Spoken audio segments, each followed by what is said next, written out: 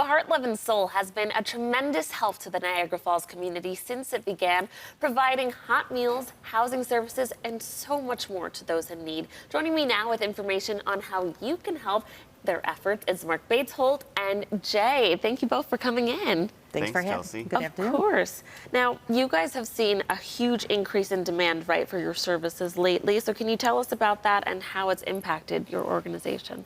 Yeah, so since 2021, we've seen an 87% increase in meal distribution from our food pantry. And that is putting a lot of pressure on the organization because we have to continue to spend more money. And we have a number of food grants from New York State, and we have some federal funding as well.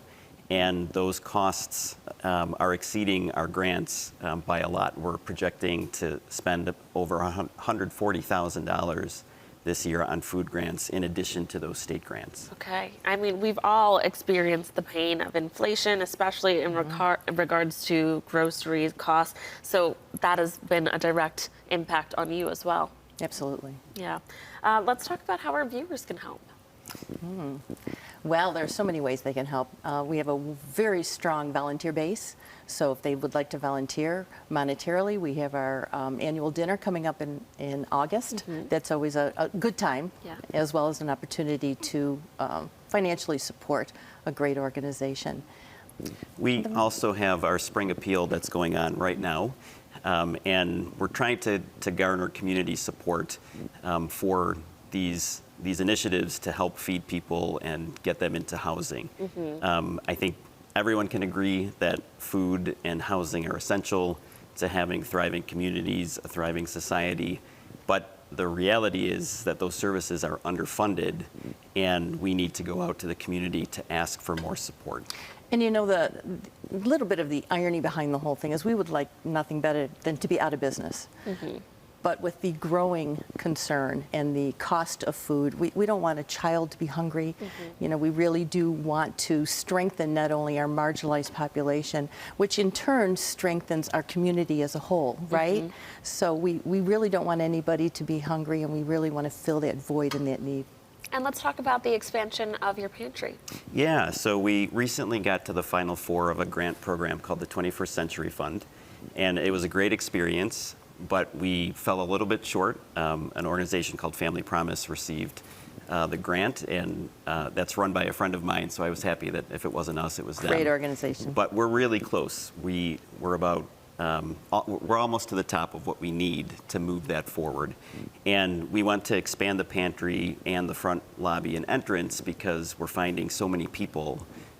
And the building that we're in just wasn't meant for that type of traffic and that type of flow. So we're hoping that pretty soon we'll be able to move forward with doubling the size of the pantry and creating a safer space and a more dignified space for our guests. I think Heart, Love, and Soul is really all about promoting the dignity of our guests, and we want to reflect that in the built environment that we invite people to come to. Can you tell us about your upcoming Essential Items Drive?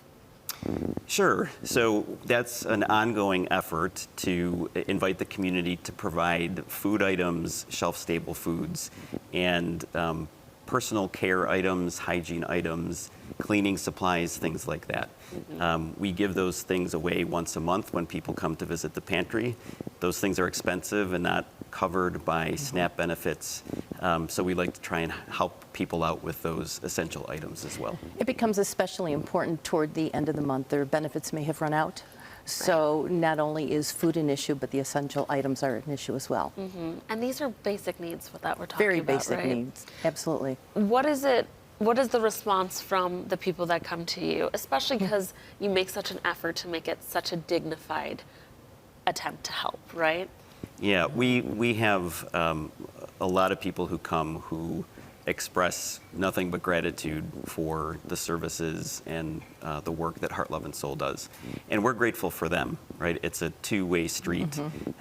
People come in, and we are not there to just provide meals, but also to create a sense of community. And I think people really respond well to that. And you can see it when you come into our building. If you look at our website, if you go to our Facebook page, we've got a great new marketing and communications manager who set this up today. And he's really doing a fantastic job capturing the stories that make Heart, Love, and Soul what it is. I think the biggest